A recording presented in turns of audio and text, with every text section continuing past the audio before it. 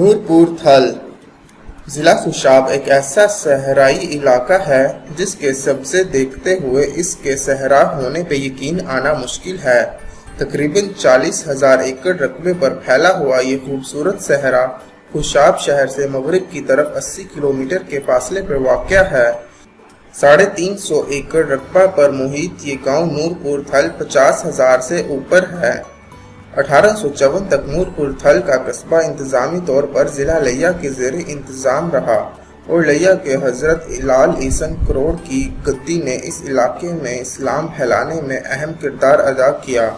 1865 میں یہ قصبہ ضلع شاہپور کی زیر انتظام رہا۔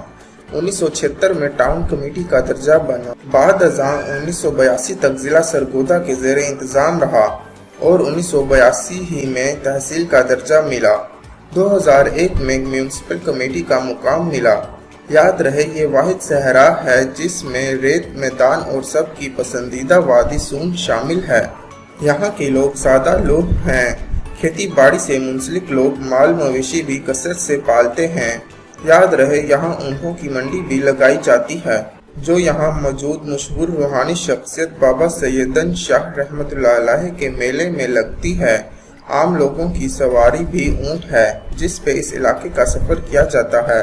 لوگ بہت شوق اور پیار سے اونٹ پالتے ہیں اور دوسرے ریگستانوں کی طرح یہاں بھی اونٹوں کو سجایا جاتا ہے۔ ان کے جسم پہ مختلف نقش و نگار بنا کر خوبصورت رنگارنگ کپڑوں سے رسیوں سے سجایا جاتا ہے۔ کہتے ہیں یہ واحد صحرا ہے جس کے مقامی لوگوں نے اس ریت میں بہت محنت کی ہے اور اسے ریت سے سبزہ میں بدل دیا ہے۔ یہاں مختلف فصلیں اگائی جاتی ہیں جس میں چنا سر فہرست ہے۔ یہ انتہائی دلکش وادی تھل یا صحرائے تھل بہتر سہولیات زندگی نہ ہونے کے باوجود بھی یہ صحرا بڑا سحر انگیز منظر پیش کرتا ہے۔ یہاں کی شام بھی دیگر صحراؤں کی طرح بڑی دل فریب ہوتی ہے۔ یہاں مختلف پرندے اور جانور پائے جاتے ہیں۔ یہاں بھی لوگوں کا رہن سہن سادہ ہے لیکن خوشی کے موقع پر بھرپور خوشی منائی جاتی ہے۔ محفلیں ہوتی ہیں۔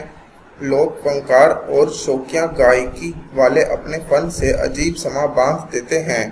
حد نگاہ تک پھیلا ریگستان اور اس کے لازوال خوبصورتی یہاں آنے والوں کو اپنا گرویدہ بنا لیتی ہیں۔